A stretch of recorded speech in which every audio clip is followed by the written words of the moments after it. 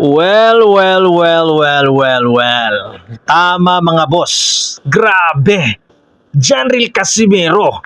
Panalo via TKO. 3 beses sa round number 1 pinabagsak ni Casimero itong Luis Neri. Ganon katindi at kalakas. At yung prediction ko, tama mga boss. Pero bago natin pag-usapan yan, huwag kalimutang mag-subscribe at i-hit yung notification bell para palagi kang updated sa ating mga legit and hype na kwentuhan sa mundo ng sports.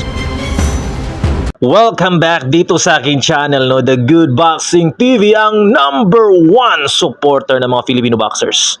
At ngayon mga boss, ang ating nga pong pag-uusapan ay, pero bago natin pag-usapan to mga boss, i-congratulate natin si Casimero. Congratulations, Janril Cuadro Alas Casimero.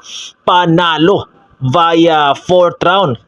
TKO mga boss, ito nga former champion at former world title challenger ni Naoya the Monster Inoue na si Luis Pantera Neri. Wala nga pong nagawa si Luis Neri kahit nagpabigat mga boss para siguro bumigat yung kanyang suntok, o diba nag-overweight, at wala pa rin nagawa mga boss. Iba pa rin talaga yung lakas ni Casimero. Round number 1 pa lang na-trap na, nahulog na sa bitag ni Casimero yung Luis Pantera Neri. Ganon katindi, kagrabe yung Casimero mga boss. Pag-usapan nga natin. Pero bago, i-explain ko sa inyo mga boss meron kasing iba nagsasabi, bakit natalo si ganito, kumpleto naman yung team. At bakit nanalo si ganito, hindi naman kumpleto yung team. Explain ko sa inyo mga boss, sa mga hindi nakakaalam, sa lahat ng mga professionals, no? Saludo sa inyo, di ba? Kasi tumutulong yan sa ating mga atlet. Pero explain ko sa inyo, sana maintindihan yung lahat, o nating lahat mga boss, para sa lahat mga boss, no?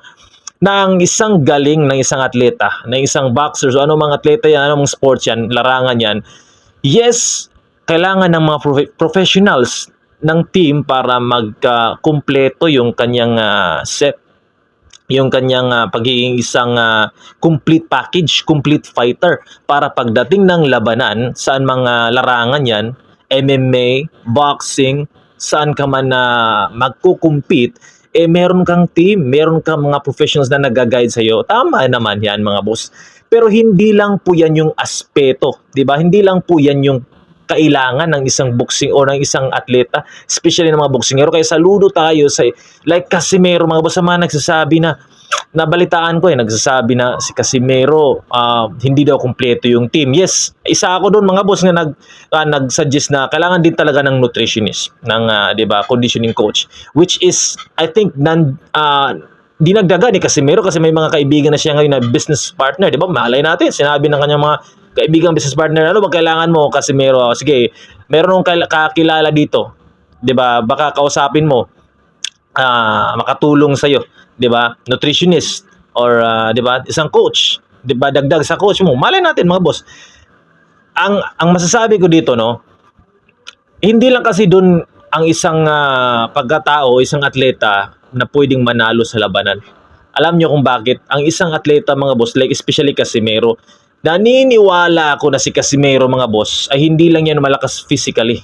Kailangan ng isang athlete, ng isang 'di ba, kapag nagko-compete, hindi lang puro lakas. Naniniwala ako na may ibang mga athlete na talagang gifted. At isa na diyan si Casimero mga boss.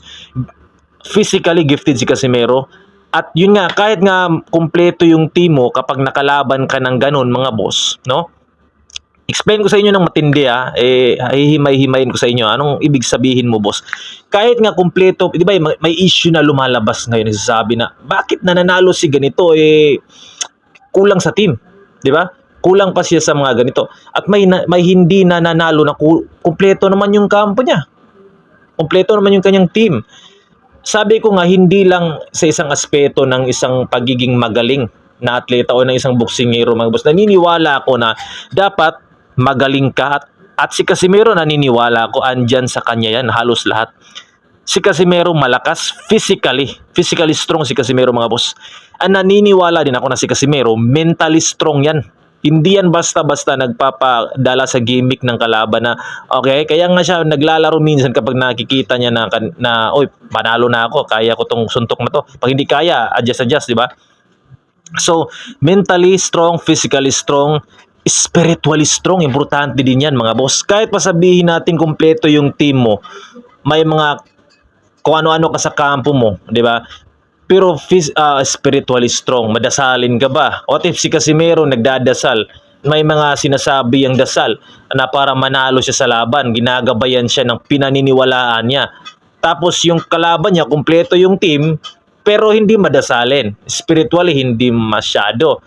Physical lang strong, mentally lang strong. Sa tingin mo, mananalo ka sa spiritually strong?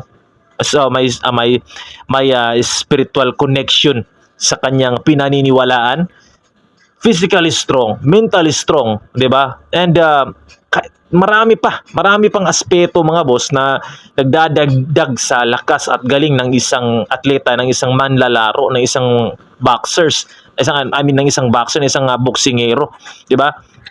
So ako naniniwala ako na andun lahat kay Casimero 'yan.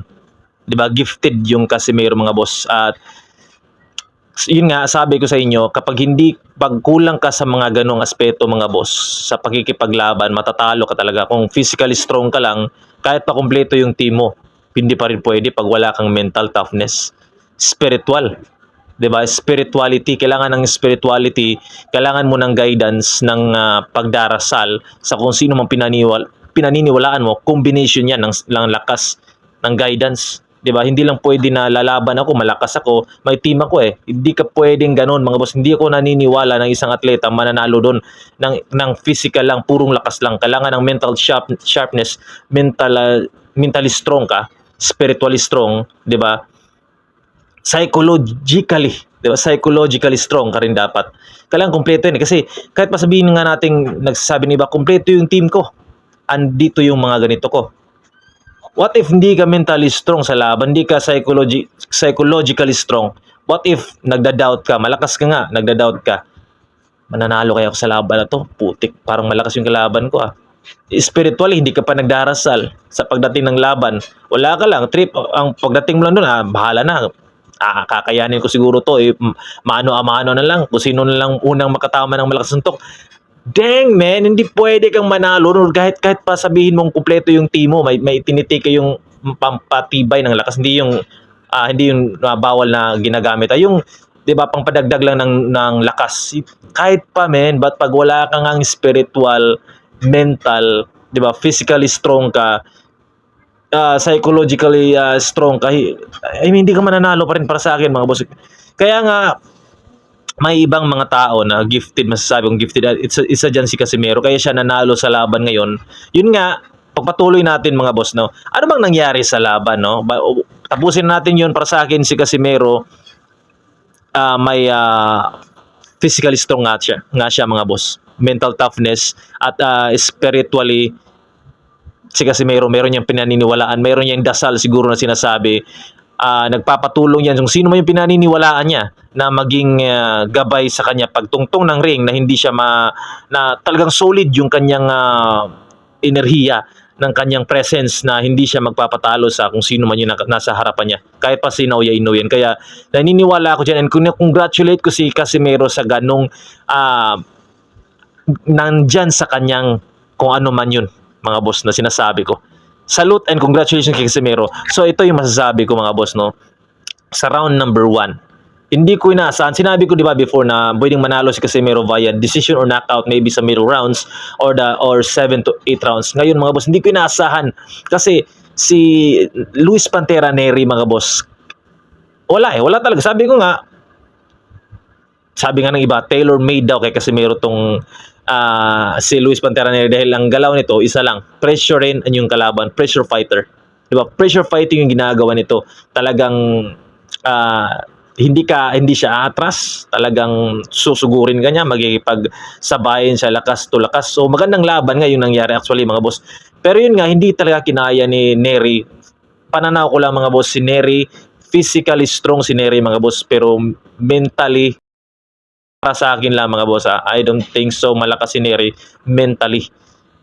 Yes, sabi ko nga, pwede kang maging physically strong pero mentally, pwede kang matalo mga boss. Mind games. Si Casimero, complete package yan eh. Naniniwala ako mga boss. Yun nga, plus spiritually, si Casimero meron pa yung mga yung pinaniniwalaan niya, nagdarasal yan siguro sa kung sino man yung pinaniniwalaan niya na guide me na manalo sa laban na to. Bigay mo sa akin yung purong lakas. Tatalunin ko yung kalaban ko para sa bansang Pilipinas, para sa bayan. Kaya naniniwala ko mga boss. So round number 1 nga po, hindi ko ina-expect na si Neri makikipagsabayan kay Casimiro ng talagang sobra-sobra, no. So yun nga, hindi niya kinaya mga boss. Talagang malakas si Casimiro nung nakipagsabayan siya, hindi kinaya ng katawan ni Neri. Talagang na-down siya mga boss. 3 times. Grabe yung 3 times mga boss. Plus pag round number 2, bagsak na naman si Luis Neri mga boss. Sa round number 3, bagsak na naman. Pagdating ng round number 4, deng, wala na, hindi na kinaya mga boss. Kaya nga parang na umiiling na si Neri habang bagsak siya eh. Habang nakahiga siya sa lona mga boss sa ring. Ano sabi niya? Dang, anong nangyari? Malakas di ko ina-expect. So, nakita ko naman yung respeto ni Neri. Huwag nating i-bash si Neri mga boss, no? Respetuhin na lang natin. Wala siyang sinabing masama kay Casimero. Ngayon sa laban na to, wala siyang sinabing kung ano-ano. Wala siyang alibay na meron akong ganito, wala. So, salute Neri and 'di ba? Ang masasabi ko dito kay Neri, mabuti naman at dumating ka at talagang kahit anong mangyari, kahit nag-overweight ka, yes, nag-overweight siya mga boss, meron talaga siyang pagdadaanan niya sa mga ginawa niya.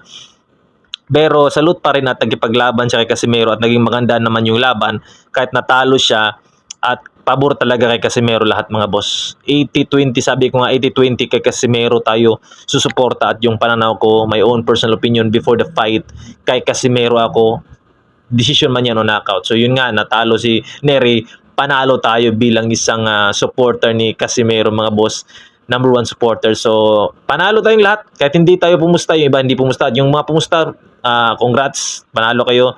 Panalo tayong lahat ng mga Pinoy dito.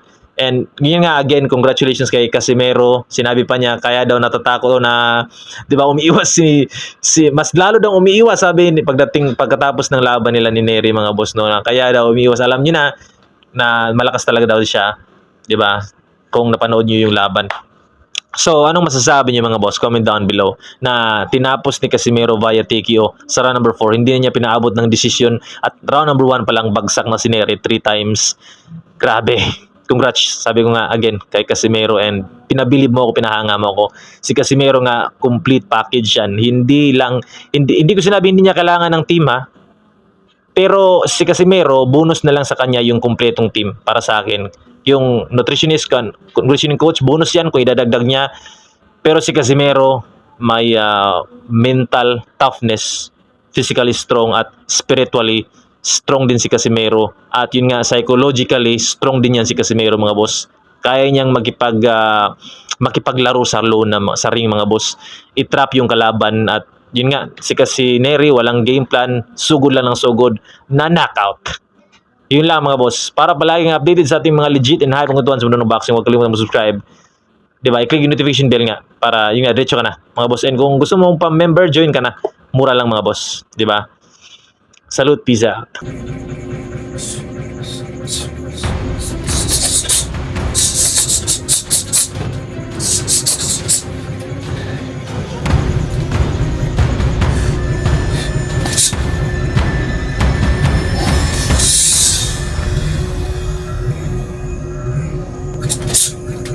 Diba?